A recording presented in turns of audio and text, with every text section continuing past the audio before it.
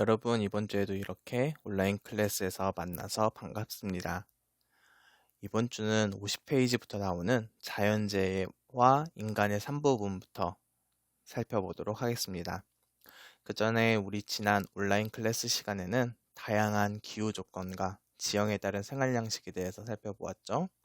지난주 내용을 간단하게 정리해보면 기온, 강수량, 지형에 따라서 그 지역의 생활 양식이 다르다는 것을 알게 되었고, 지형도 산지인지 평야인지 해안 지역인지 독특한 지형 경관이 나타나는지에 따라서 그 지역의 생활 양식이 각각 다르다는 것을 알게 되었습니다. 오늘은 자연재해의 유형과 그에 따른 피해, 자연재해를 대응하기 위한 방법에 대해서 알아보도록 해요. 먼저 50페이지의 자연재해 유형입니다. 교과서 내용을 같이 살펴볼게요.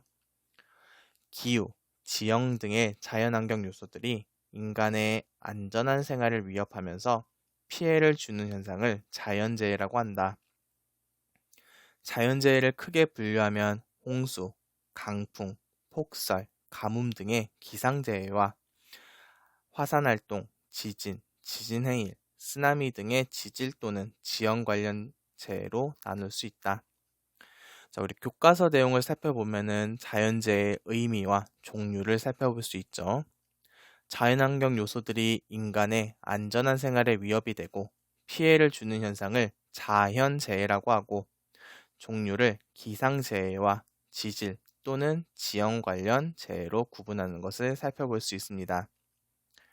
이제 자연환경에 따른 피해를 살펴볼까요? 교과서 내용입니다. 인간의 삶을 위협하는 자연재해는 인간이 여러 가지 활동을 하는데 지장을 준다. 심각한 자연재해가 발생했을 때는 인명과 재산상의 큰 피해가 나타나기도 한다. 이뿐만 아니라 자연재해는 농경지, 산업시설 등의 생산 공간과 주택 등의 생활 공간을 크게 훼손하여 재해 지역의 경제에도 악영향을 미친다.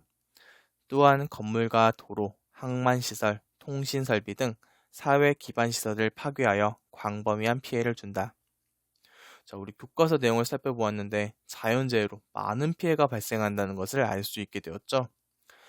선생님이 생각나는 우리나라에서 가장 가까운 시기에 발생했던 자연재해로는 2017년에 포항에서 있었던 지진 피해였습니다. 이로 인해서 자연재해로는 사상 처음으로 수능이 일주일 연기되었던 것이 기억이 나는데요. 이처럼 자연재해는 우리의 일상을 바꿀 수 있을 만큼 많은 피해가 발생하기도 합니다. 생산 공간, 생활 공간을 훼손하기도 하고, 이로 인해서 경제적인 피해도 발생시키고, 지진 등이 발생하면 도로나 전기시설 등이 파괴되어서 생활과 경제에 미치는 영향이 아주 크죠. 이렇게 자연재해가 발생하면 많은 피해가 발생하기 때문에 이러한 자연재해를 먼저 대비하는 것이 중요하겠죠? 자, 우리 이제 교과서 51페이지로 넘어갈까요? 자, 교과서 51페이지로 넘어왔습니다. 자연재해에 대한 대응 부분이 교과서에 나와 있네요. 우리 교과서 살펴보도록 할까요? 자연재해는 기후, 지형과 관련하여 나타나므로 대부분 특정 지역에서 반복적으로 발생한다. 이러한 지역의 주민들은 오랫동안 이어져 내려온 방법으로 재해에 대비해왔다. 자연재해는 인간의 힘으로 완전히 근절할 수 없다. 그러나 사전 예측에 따른 예방조치와 방어시설물 구축, 재해 발생 시 신속한 복구대책 수립 등으로 재해에 따른 피해를 최소화할 수 있다. 자, 우리 교과서 내용을 살펴보았는데 여러분들도 잘 알다시피 자연재해는 기후나 지형과 관련하여 발생하게 되고, 이러한 자연재해는 특정 지역에서만 반복적으로 발생한다는 사실을 알고 있을 겁니다. 특히 지진과 화산 피해는 지반 운동이 활발하게 발생하는 조산대라는 곳에서 발생하고요. 가까운 나라인 일본은 조산대 중에서도 환태평양 조산대에 속해 있어서 지진과 화산의 자연재해로부터 자유롭지 못하죠. 그래서 일본은 지진에 대한 피해를 최소화하기 위해서 오래전부터 지진으로 인해서 건물이 무너지는 것을 막기 위한 건물의 내진 설계를 하는 등 다양한 방식으로 자연재해에 대응해 왔습니다.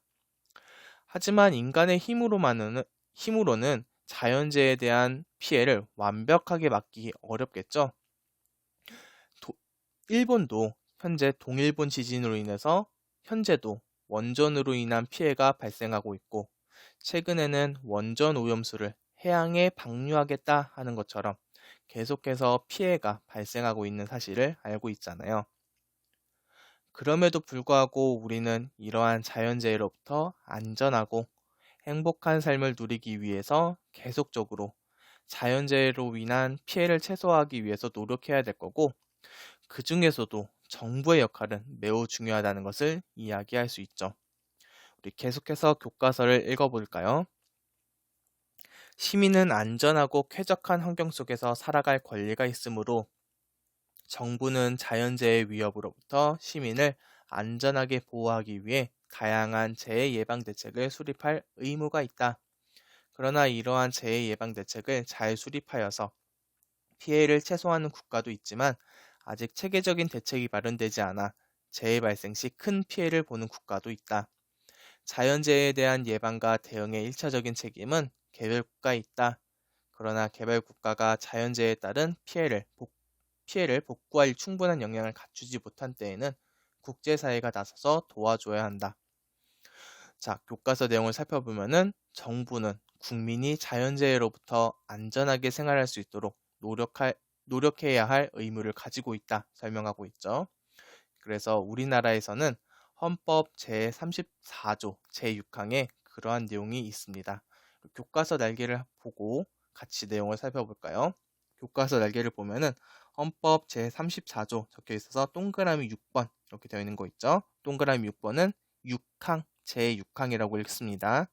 동그라미 6번을 보면은 국가는 재해를 예방하고 그 위험으로부터 국민을 보호하기 위하여 노력해야 한다 라고 규정하고 있는 것을 확인할 수 있죠.